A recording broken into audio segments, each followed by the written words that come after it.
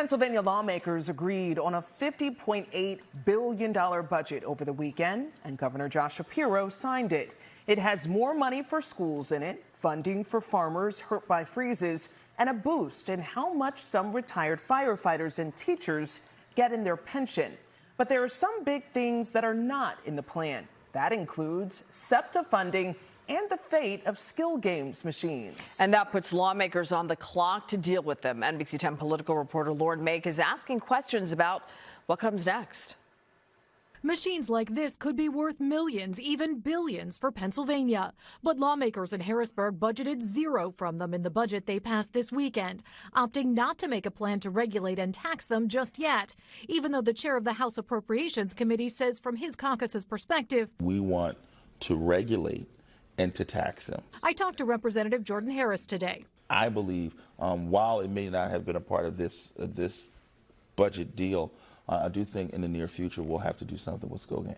Do you believe that you and your colleagues will be able to get it done before the deadline that the court set this fall? Well, listen, my crystal ball is cloudy. A recent court ruling said the so-called skill games machines are essentially slot machines and gave lawmakers until this fall to craft laws on them before they could be seized by law enforcement.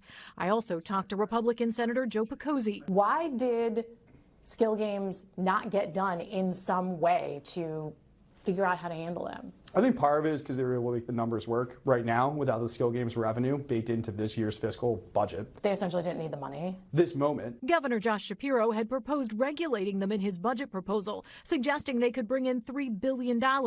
It's not the only thing that didn't make it into the budget. Lawmakers also didn't address adult use marijuana or revisit the transit funding debate that overshadowed much of the negotiations last summer. I'm very, very open to talking to anyone who has good ideas to build a stronger, stable future for mass transit.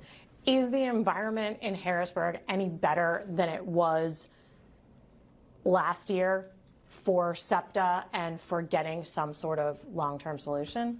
I mean, the fact that we're sitting here on July 13th instead of in November talking about a past budget that was passed overwhelmingly on a bipartisan basis indicates the environment's a little bit better. Picozzi and Harris are on different sides of the aisle, but both from Philadelphia.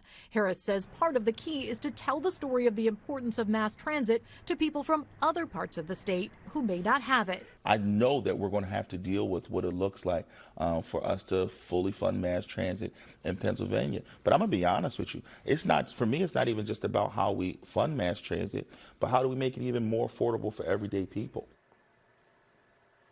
That was Mayk reporting.